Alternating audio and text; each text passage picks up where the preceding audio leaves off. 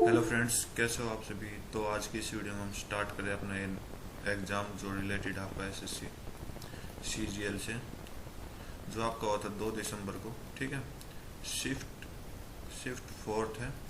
Okay, इसमें हम जो सोल्व कर रहे थे वो मैथ के क्वेश्चन सोल्व कर रहे थे। 1 से लेकर 13 तक हम कंप्लीट सोल्व कर चुके हैं पिछली वीडियो में। तो आज की इस वीडियो में हम स्टार्ट करें अपने 14 क्वेश्चन से कंटिन्यू करेंगे। ठीक है, तो स्टार्ट करते हैं अपने क्वेश्चंस।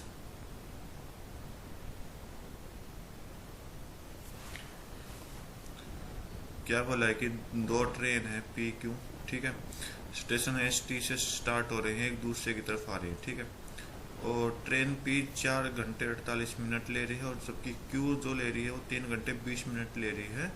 कहाँ से? To reach T and S. Okay, after they meet. Okay, देखो इसने क्या बोला है कि ये कोई डिस्टेंस है किसकी? एस और टी की। ठीक है, एस और टी की। अब यहाँ पे जो है ट्रेन पी है, ट्रेन पी जो है वो एच की तरफ से चल रही है। ओके, सॉरी, क्या बोल दिया इसने? ठीक है, ट्रेन पी है जो एच से चल रही है, और ट्रेन क्यू है टी की तरफ से चल रही है। तो ये दोनों कहीं ना कहीं मिली है। देखो ये बोल लिखा है कि आफ्टर दे मिनट, ये दोनों मिल के फिर टाइम ले रही है। इसके बाद जो टाइम लेगी वो क्या होगा कि जो ट्रेन पी है वो 4 घंटे 48 मिनट ले रही है। मतलब यहाँ से लेके यहाँ तक जाने में वो कितना मिनट ले रही है? 4 घंटे 48 मिनट। अगर इसको मैं प्रॉपर घंटे में सोल्व करूँ तो 4 से ही 48/60 हो जाएगा, 4/5 हो जाएगा। ठीक है, और इसको सोल्व करो तो कितना हो जाएगा? 24/5। राइट। ओके, तो 24/5 इधर ले रही है। और ट्रेन क्यू, ये टाइम हो गया किसका? ट्रेन पी का। ठीक है, इधर ट्रेन क्यू का टाइम लिखेंगे, ट्रेन क्यू का टाइम लिखेंगे, जो कितना आ जाएगा? 3 घंटे 20 मिनट। मतलब 3 घंटे 20 मिनट, मतलब 3 से ही 20/60, 1/3। ठीक है, कितना हो जाएगा? 10/3 घंटे। ओके, चलो आगे देखते हैं क्या पूछा है कि ट्रेन पी की स्पीड इतनी दे रखी है और क्यू के हमें निकालनी है। ठीक है, तो एक रिलेशन याद रखना, अगर स्पीड ऑफ पी और स्पीड ऑफ क्यू, ये रिलेशन हो जाएगा टाइम और स्पीड का। ठीक है, क्योंकि एक दूसरे के उल्टे होते हैं। स्पीड ऑफ पी और स्पीड ऑफ क्यू क्या हो जाएगा? टाइम का रेशियो आपका टी क्यू ऊपर आ जाएगा, टी क्यू टी पी नीचे आ जाएगा। ठीक है, इसको सोल्व कर दो, बस आपका आंसर आ जाएगा। तो करो स्क्वायर रूट में टाइम ऑफ क्यू। तो टाइम ऑफ क्यू कितना है? 10/3। राइट, 10/3। ये उल्टा हो जाएगा 5/24। बस सोल्व कर दो इसको, ये आपका 5 हो जाएगा। यहाँ पर ये 2 से कट करें तो 12। ठीक है, तो ऊपर कितना आ गया? 25, नीचे कितना आ गया? 36। तो कितना आ जाएगा? 5/6। ठीक है, अगर स्पीड ऑफ पी कितनी आई है? स्पीड ऑफ पी अपने अकॉर्डिंग कितनी है? 5। ठीक है, तो क्वेश्चन के अकॉर्डिंग कितनी है? 45। क्वेश्चन के अकॉर्डिंग कितनी है? 5 की वैल्यू 45 होगी, 1 की वैल्यू कितनी हो जाएगी? 9। और स्पीड ऑफ क्यू हमें निकालनी है। स्पीड ऑफ क्यू कितना हो जाएगा? 6 है, 6 गुना 9 कर दो, कितना हो जाएगा? 54 आपका राइट आंसर आ जाएगा। ठीक है, नेक्स्ट क्वेश्चन चेक करते हैं।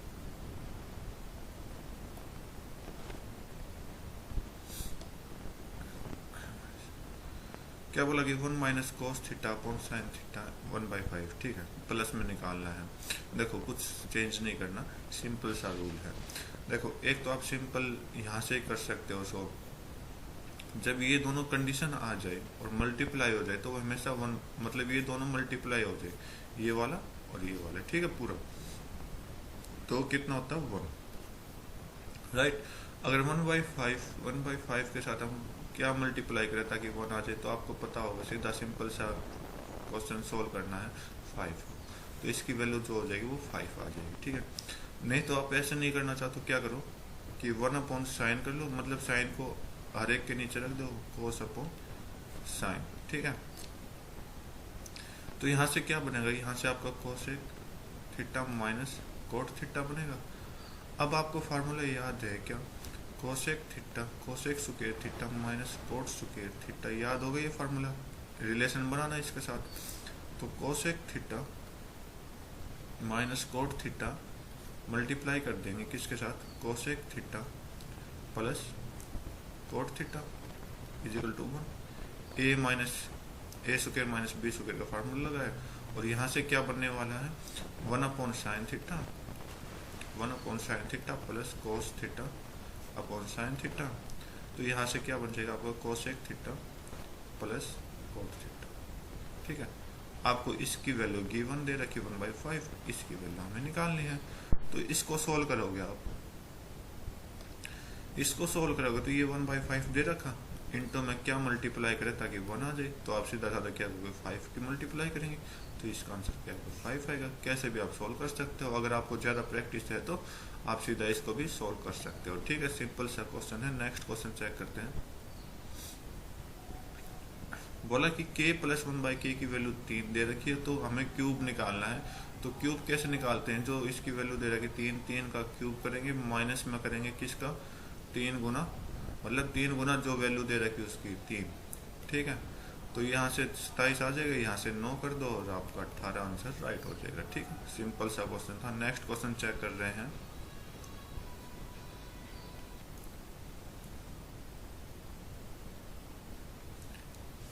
क्या बोला कि ABCD इसके अंदर है। ठीक है, और AB 16 सेंटीमीटर, ये आपकी 16 है। ठीक है, और ये आपका स्क्वायर है, तो इसका मतलब ये भी 16 हो जाएगा।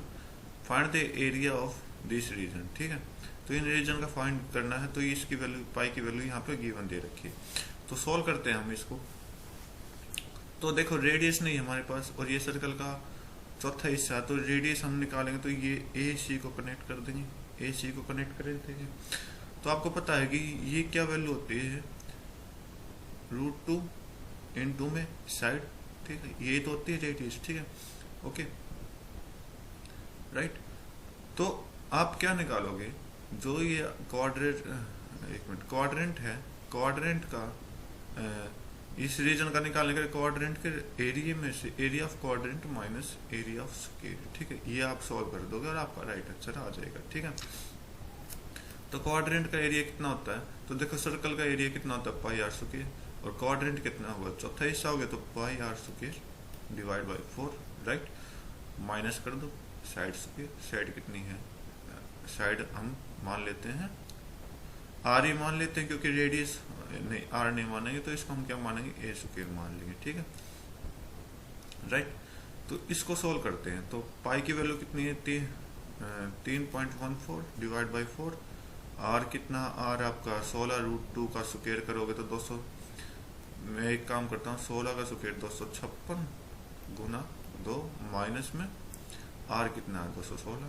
सॉरी, साइड कितनी है? 216 का स्क्वायर, तो 256 हो जाएगा। ठीक है, 256 को कॉमन निकाल ली। ओके, 256 को कॉमन निकालेंगे तो यहाँ से इसको कट करेंगे तो 2, फिर 2 से इसको कट करेंगे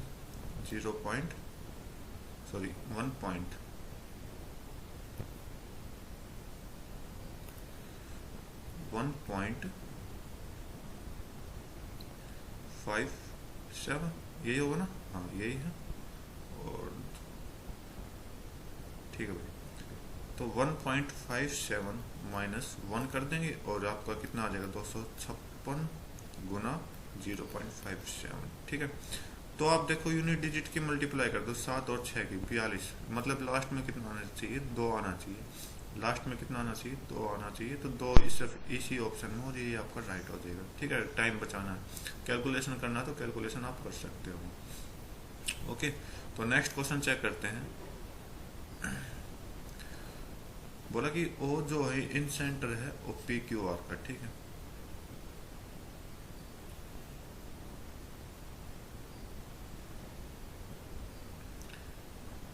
ओ जो है वो इन सेंटर है PQR का, ओ, और POR ये वाला एंगल 140 डिग्री है। ठीक है, और हमें क्या निकालना है? PQR निकालना है, ये वाला। तो आपको इन सेंटर का फार्मूला पता होगा इन सेंटर का फार्मूला क्या होता है कि एंगल पी ओ आर क्या होता है कि आपका जो इसके सामने वाला एंगल होता है अपोजिट एंगल बिल्कुल वो 90 प्लस, ठीक है, angle P Q R divide by 2 ये वाला एंगल हो जाएगा। ठीक है, तो हमें पी क्यू आर की निकालनी है, तो ये आपके 140 दे रखी है इक्वल टू 90 प्लस में angle P Q R divide by 2। 90 इधर आ जाएगा तो माइनस का हो जाएगा 50 गुना 2 कर देंगे तो एंगल पी क्यू आर आ जाएगा। तो एंगल पी क्यू आर कितना आया 100, तो 100 आपका राइट आंसर होगा। ठीक है, 140 नहीं होगा, ये गलत दे रखा है। नेक्स्ट क्वेश्चन चेक करते हैं। बोला कि साइड ऑफ इक्विलेटरल ट्रायंगल इतना है, तो एरिया क्या होगा आपको पता है। इक्विलेटरल ट्रायंगल का एरिया कितना होता है √3/4 ए स्क्वायर, साइड स्क्वायर मतलब, तो √3/4 इंटू में 20 इंटू 20 कर दो और आपका आंसर आ जाएगा। 4 से कट करेंगे ये 10 आ जाएगा और ये 10 आ जाएगा, 2 से कट किया मैंने। ठीक है, तो कितना आ गया 100 √3 आपका राइट आंसर। बिल्कुल सिंपल सा क्वेश्चन था। ठीक है, नेक्स्ट क्वेश्चन चेक करते हैं। तो इस क्वेश्चन में क्या पूछा कि स्टेटमेंट कौन सी करेक्ट होगी। तो देखो फर्स्ट को मैं आपको आराम से समझाऊंगा, सेकंड को समझ लेते हैं। अगर मैं 8 कॉमन लूँ तो ये 8 से क्या कट जाएगा -2 आ जाएगा। ठीक है, अगर यहाँ पर x की वैल्यू 0 से छोटी है तो x की वैल्यू मैं मान लेता हूँ -1। ठीक है, यहाँ पे -1 लूंगा प्लस में यहाँ पे -1 हो जाएगा। ठीक है, -1 2 हो गया, -2 हो गया। ठीक है, सेम काम आपका यहाँ पे रखूंगा कि -1 की पावर ये प्लस में -1 की पावर ये। ठीक है, तो ओड पावर है तो ये -1 ही तो रह जाएगा, ओड पावर की वजह से ये -1 रह जाएगा, तो -1 कितना आ जाएगा -2 आ जाएगा। लेकिन यहाँ पे क्या दे रखा 2, तो ये स्टेटमेंट तो हो गई गलत। ठीक है, और फर्स्ट स्टेटमेंट आपको चेक कराता हूँ मैं। ये क्या, अच्छा समझ गया भाई। 100 स्क्वायर -99 स्क्वायर मतलब मैं यहाँ दो के पेड़ ले रहा हूँ, साथ में क्या फार्मूला बनाऊंगा, a स्क्वायर -b स्क्वायर का फार्मूला बनाऊंगा। ठीक है, तो a स्क्वायर -b स्क्वायर का फार्मूला क्या होता है, a - b, तो 1 हो जाएगा और प्लस में 199, तो इधर से 199 हो जाएगा प्लस में। इन दोनों में क्या आएगा 1 इंटू इन दोनों का प्लस कितना हो जाएगा 5 और 195। ठीक है, प्लस इन दोनों का माइनस करो तो 1 आ जाएगा, मल्टीप्लाई में सम कर दो इनका, तो 5 और 6 11 और 191। ठीक है, ऐसे चलते चलते मैं लास्ट में जाऊंगा। लास्ट में क्या है 2 स्क्वायर प्लस 1 स्क्वायर, तो ये हो जाएगा 1 इंटू 3 आ जाएगा। ठीक है, इन सभी का सम आपको दे रखा है 50-50, ये हमें निकालना है। ठीक है, तो हमें देखना पड़ेगा कि टोटल टर्म कितनी आई है यहाँ से। तो टोटल टर्म निकालने का फार्मूला क्या होता है, तो क्या होता है कि लास्ट टर्म जो होती है वो लास्ट टर्म जो कैसे निकालते हैं, आप यहाँ से सिंपल सा फार्मूला यूज कर रहे हैं कि आपका फर्स्ट टर्म प्लस में n क्या होता है number of terms divide by d, और तो यहाँ से नंबर ऑफ टर्म कितना आ जाएगा l माइनस a। ठीक है, फिर डिवाइड बाई d कर दो और फिर प्लस में 1 कर दो, यहाँ से n आ जाएगा। ठीक है, तो l कितना 199 -3 कर दो और d कितना है, डिफरेंस चेक कर लो, सभी का डिफरेंस 4 दे रहेगा, तो डिवाइड बाई 4 प्लस 1, तो इसको सोल्व करोगे तो 196 डिवाइड बाई 4, 196 डिवाइड बाई 4 कितना हो जाएगा 4 चौक और 4 नहीं प्लस में 1, ये n की वैल्यू आ जाएगी 50।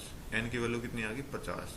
अब इसका सम दिया हो, ये सारा सम ही तो है क्योंकि सभी का सम दिया हो, तो सम ऑफ नंबर ऑफ टर्म्स क्या होता है number of term divide by 2, first term plus में लास्ट टर्म। ठीक है, ये सोल्व कर दो, n कितना 50/2, फर्स्ट टर्म आपकी 199 प्लस में 3 कर दो, 2 से कट करो 25 और 25 गुना क्या करना है 202, तो 25 गुना 2 50 और 25 गुना 2 50, 50 आपका राइट आंसर आ जाएगा। बिल्कुल ठीक कह रहा, तो स्टेटमेंट 1 आपकी करेक्ट हो जाएगी, स्टेटमेंट 1 आपकी बिल्कुल करेक्ट हो जाएगी। ठीक है, नेक्स्ट क्वेश्चन चेक कर रहे हैं। बोला कि साइन ए की वैल्यू ये दे रखी है, साइन बी की वैल्यू ये दे रखी है और हमें साइन ए माइनस बी ये निकालना है। देखो सिंपल सा क्वेश्चन है, ज्यादा मुश्किल नहीं दे रखा। ठीक है, तो इस क्वेश्चन को कैसे सोल्व करेंगे, तो आप देखोगे 17 और 5, 17 और 5 क्या है, मतलब अगर हम सेम ले, अगर हाइपोटेन्यूज सेम ले तो हम क्या करेंगे, एलसीएम से सोल्व करेंगे, तो जो कि बहुत लंबा प्रोसेस हो जाएगा। तो हम क्या करते हैं, सिंपल प्रोसेस के लिए आपको इसकी ट्रिपलेट याद है कि 8, 15, 17 बनाता, और ये कितना बनाएगा, 3, 4, 5 बनाएगा, ठीक है। तो मतलब इसके अकॉर्डिंग जो हो जाएगा अपना ए के अकॉर्डिंग जो हो जाएगा वो अपना क्या हो जाएगा, पी की वैल्यू 4, बी की वैल्यू 3 और एच की वैल्यू 5 है। और बी के अकॉर्डिंग क्या हो जाएगा, पी की वैल्यू 15, बी की वैल्यू 8 और एच की वैल्यू कितनी हो जाएगी, 17। तो ये ट्रिपलेट याद रखना, ठीक है। तो ये जो फार्मूला होता है ये वाला होता है साइन ए कोस बी। अगर आपको फार्मूला याद है तो बहुत अच्छा है, ठीक है। कोस ए साइन बी, ये फार्मूला पुट कर देंगे। तो साइन ए की वैल्यू दे रखी 4/5, कोस बी की वैल्यू, कोस बी क्या होता है, बी के अकॉर्डिंग चलेंगे तो बी के अकॉर्डिंग, ठीक है। तो बी के अकॉर्डिंग चलेंगे तो कोस बी मतलब क्या, बेस अपॉन हाइपोटेनिस, तो इनटू में 8/17 हो जाएगा, माइनस कोस ए के अकॉर्डिंग कोस की वैल्यू लेंगे, ए के अकॉर्डिंग कोस की वैल्यू लेंगे तो कितना हो जाएगा, 3/5, ठीक है, 3/5 इनटू में साइन बी की वैल्यू कितनी है, 15/17, ठीक है। एलसीएम कितना आगे 85 आएगी दोनों तरफ से, और ये 4 8 32 माइनस 45 हो जाएगा। तो ये आपका कितना आ जाएगा, -13/85 आपका राइट आंसर हो जाएगा, ठीक है। सिंपल सा क्वेश्चन था, फार्मूला बेस्ड क्वेश्चन था। नेक्स्ट क्वेश्चन चेक कर रहे हैं। क्या बोला कि सरकम सेंटर है L, X Y Z triangle का, और अच्छा परपेंडिकुलर एल में है साइड वाई जेड पर, के वाई एक्स जेड 60 डिग्री है, तो वाई एल एम कितना होगा ये हमें निकालना है। तो देखो एक्स वाई जेड है, ट्रायंगल एक्स वाई जेड है, एक्स वाई जेड, ठीक है। एल जो इसका सर्कम सेंटर है, सर्कम सेंटर क्या होता है बताता हूँ मैं, ठीक है। ये आपका एल हो जाएगा, एल एम परपेंडिकुलर है वाई जेड पर, ओके, परपेंडिकुलर है वाई जेड पर। तो एक्स वाई एक्स जेड ये वाला एंगल 60 डिग्री का दिया हुआ है, तो मेजर वाई एल एम निकालना है, ठीक है। निकालते हैं भाई। देखो सिंपल सा क्वेश्चन, थोड़ी फॉर्मेलिटी आपको याद रखनी, सर्कम सेंटर क्या होता है। मान लो एल अगर सर्कम सेंटर है, सीधा साधा बात कर रहा हूं मैं, सर्कम सेंटर हमेशा क्या होता है, परपेंडिकुलर होता है। इन्होंने हिंट भी दे दी, ठीक है।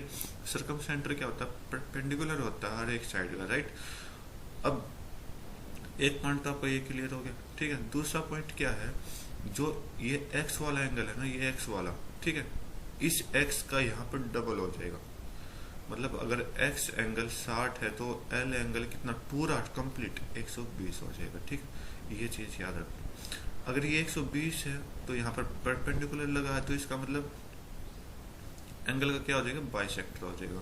तो मतलब बाइसेक्टर मैंने आपको समझा दिया, दूसरा पॉइंट क्लियर कर लो। और यहाँ से बाइसेक्टर आधा क्या हो जाएगा, इक्वल हो जाएगा। इक्वल एंगल लिख सकते हो आप, इक्वल एंगल्स वैन कब, जब ये परपेंडिकुलर हो। तो मतलब ये वाला एंगल आपसे पूछा है, ये वाला, ठीक है। तो ये इक्वल हो जाएगा, तो मतलब 60 ही हो जाएगा, तो 60 ही हो जाएगा, 60 आपका राइट आंसर आ जाएगा। सिंपल से प्रॉपर्टी बेस्ड था ये क्वेश्चन, तो आपको अगर प्रॉपर्टी याद होगी तो इस क्वेश्चन को अच्छे से सॉल्व कर पाओगे। नेक्स्ट क्वेश्चन चेक करते हैं।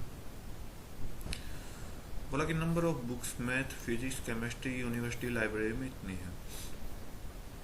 प्रपोजल इंक्रीज करने के लिए इनको 10%, 5%, 5%, ओके। तो ratio of number of book increment कितनी हो जाएगी, ठीक है। तो सिंपल सी चीज करना है, कुछ नहीं करना, इन सभी को 100 से मल्टीप्लाई करा दो, ठीक है। ठीक है, तो मल्टीप्लाई करा दे तो 800 रेशियो 500 रेशियो 900, ठीक है। ये इंक्रीमेंट करना है कितना, इसमें 10% का, 10% का इंक्रीमेंट करेंगे तो कितनी हो जाएगी, 80 हो जाएंगी, राइट। ओके, तो ये कितना हो जाएगा 880। यहाँ पर इंक्रीमेंट करना 5% का, तो 500 का 5% कितना हो जाएगा आपको पता होगा, 25, ठीक है। तो 25 इंक्रीमेंट कर दो, 525 हो जाएगा, राइट। और यहाँ पे इंक्रीमेंट करेंगे कितना, 5%, 5% का इंक्रीमेंट। तो कितना इंक्रीमेंट कर देंगे, 90 का 5, सॉरी 900 का 5% 45 होता है, तो यहाँ पर 945 सोल्व कर देंगे। ठीक है, कट कर दो बेसिक को, 5 से कट करें, 5 एकम 5, 5 7 35, 5 6 30। ठीक है, 5 एकम 5 और 0, 5, 5 एकम 5, 4 4 5 8 और 5 निम्न, तो ये रेशियो आपका आ जाएगा। ठीक है, इंक्रीमेंट होने के बाद ये रेशियो बना है। उम्मीद करता हूँ आप क्वेश्चन को समझ पाए। कुछ नहीं, अगर इस तरह के क्वेश्चन आ जाए ना तो सिंपल सा एक काम करो, जहाँ पर इंक्रीमेंट का काम आ जाए, जहाँ पर परसेंटेज आपको गिवन दे दी जाए, तो 100 से मल्टीप्लाई करा दो रेशियो को, क्योंकि वो रेशियो भी तो सेम आने चाहिए। नेक्स्ट क्वेश्चन देखते हैं। तो रेशियो बिटवीन, रेशियो बोला कि ए और बी का रेशियो इतना दे रखा है, 5 साल बाद इन दोनों का रेशियो इतना हो जाता है, तो बी की एज क्या होगी, प्रेजेंट एज। ओके, तो चेक करते हैं भाई, रेशियो बिटवीन प्रेजेंट एज का रेशियो है ए और बी का। ठीक है, कितना है, 2x 3x मान लेते हैं।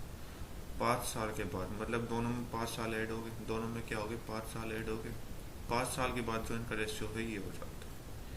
इसको सॉल्व करना आपको, कर दो, मतलब क्रॉस मल्टीप्लाई करेंगे, 4 गुना 2 8x प्लस में 20 इजिकल टू 3 3 9x प्लस में 15। तो x की वैल्यू यहाँ आ जाएगी, 8x इधर आएगा और 15 उधर जाएगा, तो 5, x की वैल्यू 5 आ जाएगी। तो b की प्रेजेंट एज पता लगना है, b की प्रेजेंट एज कितनी, 3x, तो 3 गुना 5 कर दो तो 15 आपका राइट आंसर आ जाएगा। ठीक है, सिंपल सा क्वेश्चन था। और वैसे एक हिंट और यहाँ दिखाई दे रही मुझे कि 3 है, 3 के मल्टीप्लाई में राइट आंसर आना था, तो 3 के मल्टीप्लाई में सिर्फ एक ही है और बाकी कुछ नहीं, अगर चंद सेकंड में आपने आंसर करना था। नेक्स्ट क्वेश्चन चेक करते हैं।